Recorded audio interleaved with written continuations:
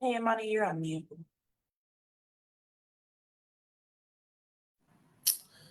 I was on mute, y'all. Forgive me.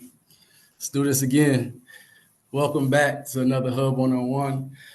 Thank you for joining us today. My name is Imani, and I'm the Community Engagement Coordinator here for the Austin Community Hub. For those of you who are unfamiliar with the Hub, I want to go ahead and start by introducing a little bit about who we are and what we do.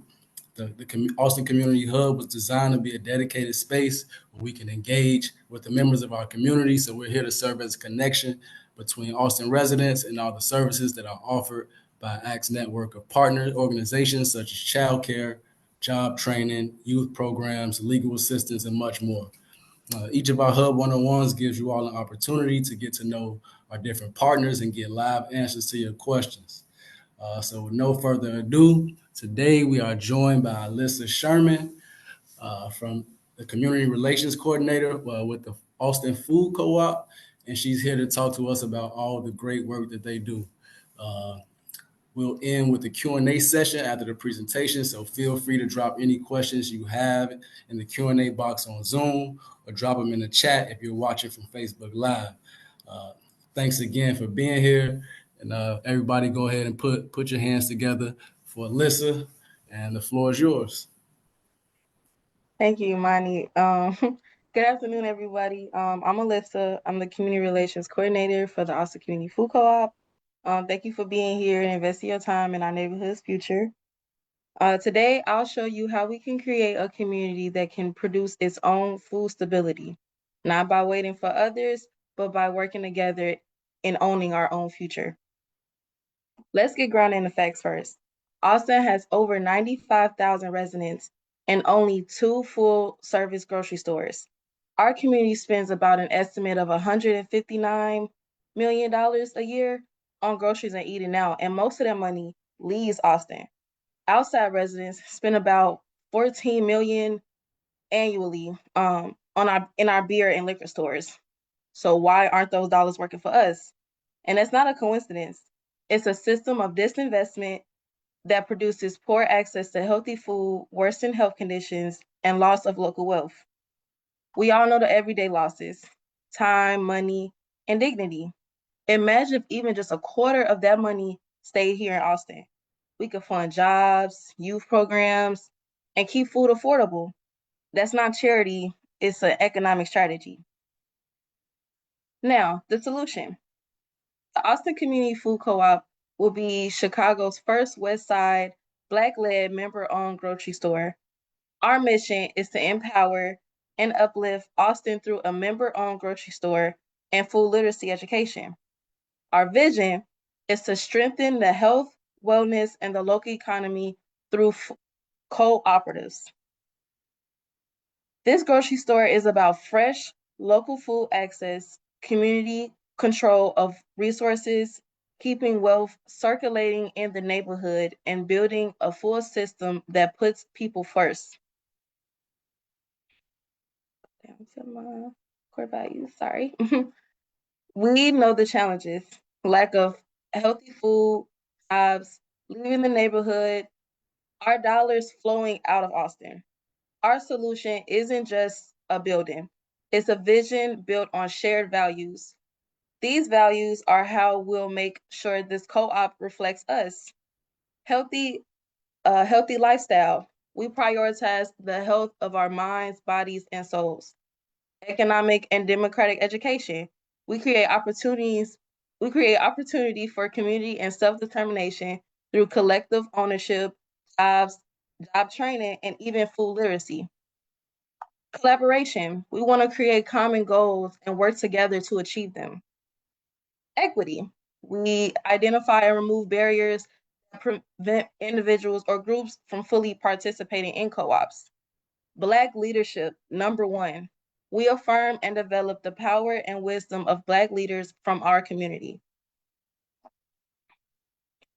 Together, we can build a profitable community grocery store that creates local jobs, keeps resources in our neighborhood, provides access to healthy food, promotes wellness, and just and partners with other organizations in the community for education and enrichment that can genuinely uplift the narrative of our community that serves as a model of a hybrid co-op of of customer and worker ownership. Now, I know I was kind of confusing on that, but I know a lot of people don't know what a co-op is. So basically, in a corporation, power usually flows one way. Whoever has the most money or the most shares makes the decisions. If they don't live here, their choices might still affect us, but they never serve us. Profits leave the neighborhood. In a cooperative, power flows differently. One share, one vote. Whether you give $200 or $200,000, your voice counts the same.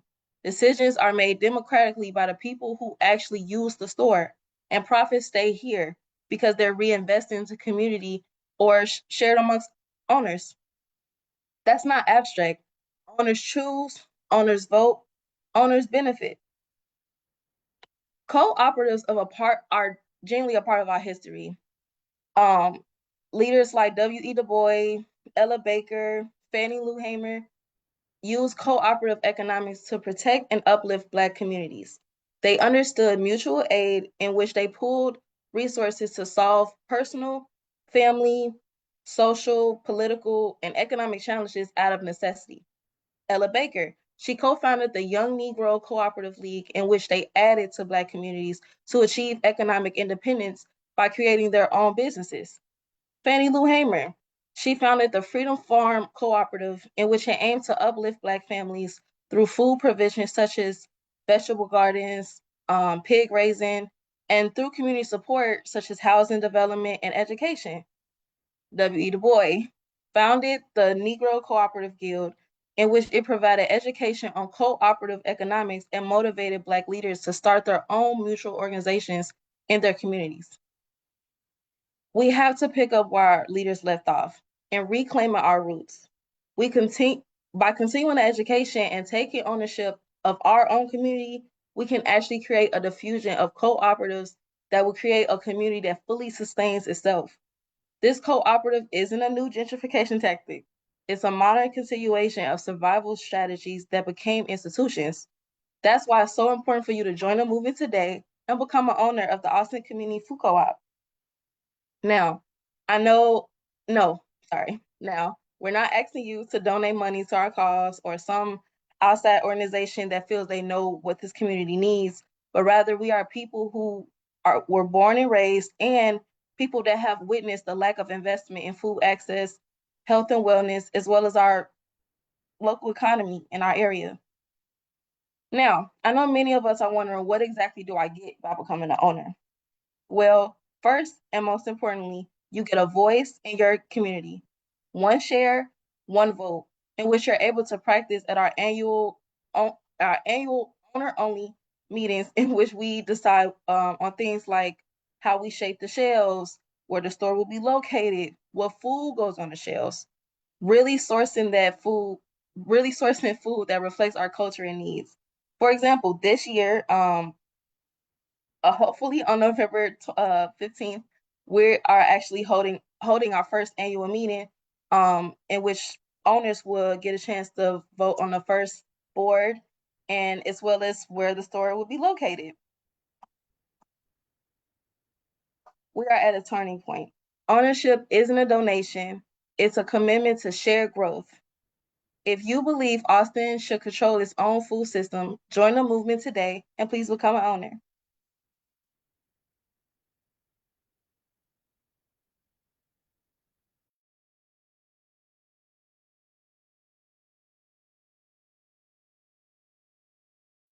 I want to see you guys were like asking.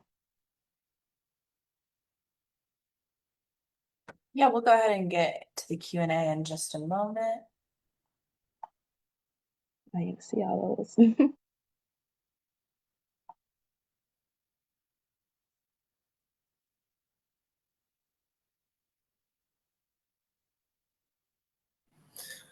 lot of good information. Thank you, Alyssa.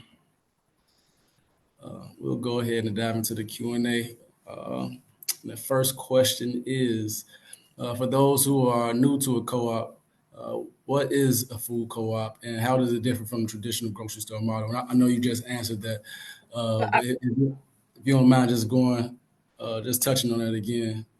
Absolutely. So basically, a regular grocery store kind of runs like a corporation, and basically, whoever owns a grocery store, um, those people are the only ones that profit. Most of their money never goes back into the communities.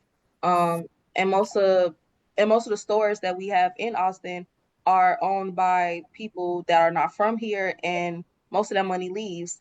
By creating a co-op is whether the people in the area owns it fully. They run it fully. They organize how the hiring process, um the different events and stuff like that.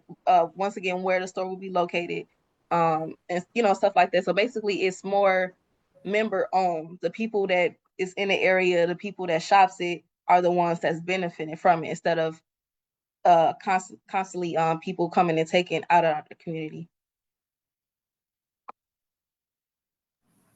No, girl, I totally get that. Totally get that. And I heard you say a fact earlier about how much is spent outside of the Austin community on food and other retail things. Mm-hmm. Could you give Actually, that number again?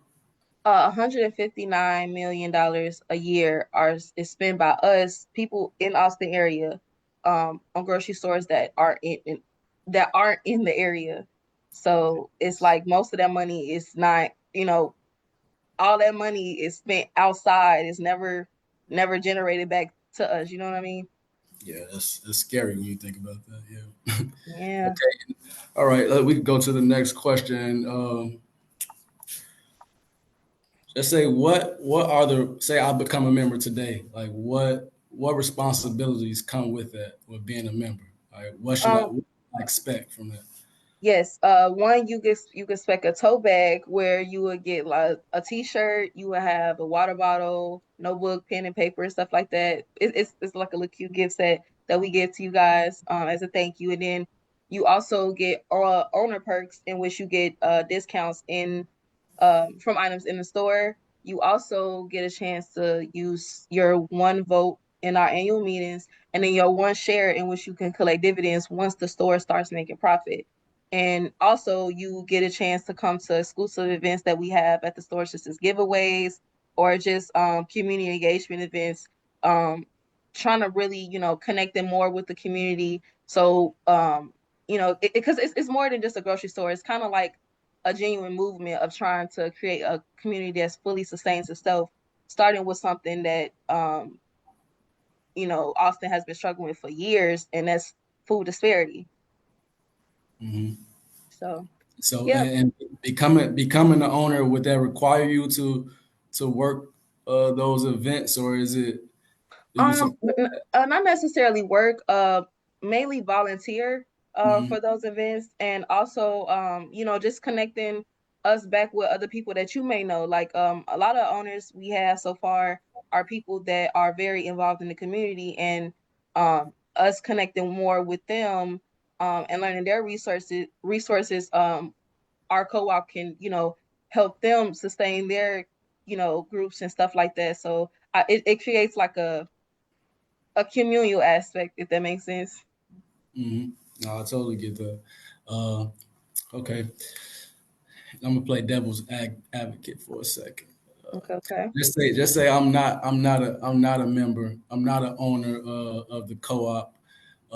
What like why should I shop when eventually a store does happen? Why should I shop with the co-op uh, versus just going to any other grocery store? Like you all may have the same thing that another store have. Like what's in it for the regular consumer, and why should they buy into this concept of this food co-op for them? Well, mainly, one, if you are a member of the community, and you haven't became an owner, you are kind of still investing in your community, because all that profit that that you use at the store when you shopping daily and stuff like that, that money adds up, and that money will be used to enhance the programs in the community, like youth programs, more job opportunities, possibly, different co-ops in other forms, such as like housing or um, what's something else that we struggling with? Property. Property tax is definitely an issue right now. But yeah, basically, I feel like, um, not really. I feel like, people who are owners or even outside people are invested into Austin and its legacy. So that that's what you're spending when you go there. And plus, most of the food that we will be sourcing will be from people of the community, or just people of the West Side area, like actually, creating, how can I put it, resourcing back from the community and kind of, reinforcing that, if that makes sense. Mhm. Now, another question that we have is, would my Austin co-op membership work at other co-ops? Um,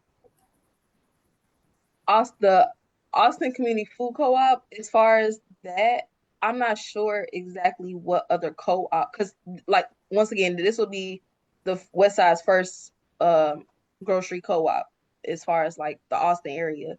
So I wouldn't say that you can use your membership for other co-ops, only because it would be in Austin, if that makes sense. Hmm. I just wanted you to answer that to clarify. Yeah. And then, is there a limit on owners? 'Cause No, there isn't a limit at all. Right now we're pushing for 100 before November 15th, but the campaign is something that's still continuous, and giving people in the community to buy ownership into the grocery store will always stay continuous. great, And great. you So, don't have to be from Austin, once again. okay, so you don't. So, that's another question. So, there are no, like, are there official requirements to become an actual owner and a member of the co-op? There isn't any official requirements, but we are pushing mainly for people in the Austin area. But you know, as long as you understand the disinvestment in the area, Hmm. we we would love to take your help. You know what I mean? Okay, great. So, and you said that first meeting is November 15th. November 15th. And more dates and stuff can come soon, but yes. How much does it cost? The owner membership is $200. It's a lifetime share. You don't have to, many memberships, like Sam's Club or Costco, you kind of got to pay monthly or annually or something like that. With this co-op, you only pay $200 one time, and it's forever for you. All those benefits will be, will forever go to you. Great, great. And then I have a question here, like, what progress has currently been made um, so far, and what are the current milestones? Basically the current okay, I remember if it started to get started around 2017, 2018, I believe, Hmm. with Brianna. She's the founder of the co-op as well. And she, got people in the community, and they did, lots of food giveaway events, and food literacy, I won't say programs, but events. And I believe it officially got legitimized this January. So this whole year we've been trying to, push for getting owners so we can have that annual meeting. Oh, great, great. Um, and then what are other ways community members can get involved right now? I heard you mention volunteering. Um, are there any other ways, like such as outreach, fundraising, or any other activities you all maybe have coming up? Yes. as of right now, we don't have exactly any specific events. We're rather, participating in other community events, supporting other, organizations in the community. And we also, we are always, accepting, um, volunteers or anything for, future events and stuff like that. So like, just keeping in contact with me would be very helpful. But as of right now, we're definitely looking for owners um try to try to go for being a board, in which will be decided on November 15th by all the owners that we collected. So yeah. Okay, so being on the board doesn't necessarily mean you're an owner. Um no, yes, the first official board that we will have for the co-op will be the owners who vote amongst themselves, if that Gotcha. makes sense. Yeah, no, that makes perfect sense. That makes perfect sense. Okay, we got another question here. It says you mentioned one vote no matter how much you invest. Is there an ask for more than the initial $200? Are there Um, tiers for the memberships?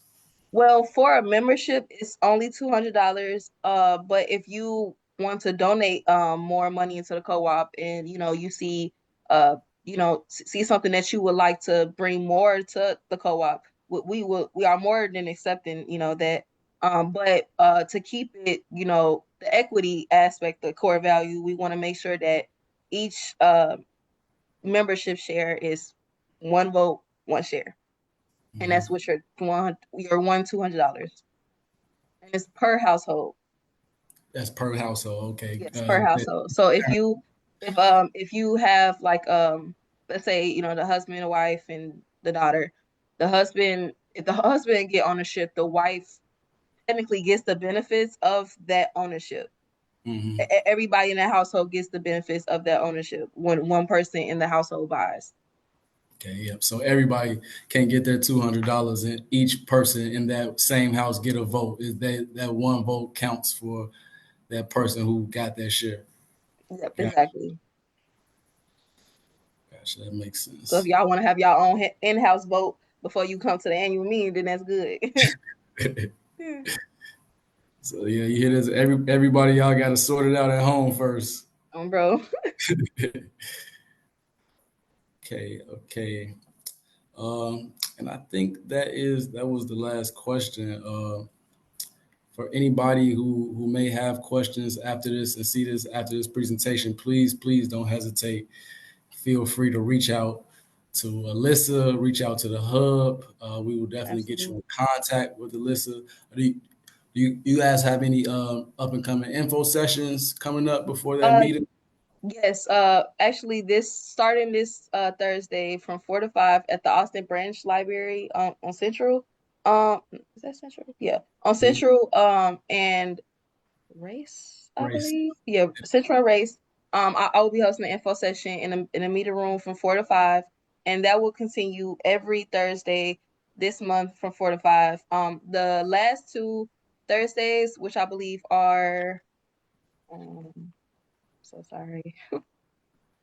The last two Thursdays, the 23rd and the 30th will be at the North Austin branch, but it will be the same time, 4 to 5.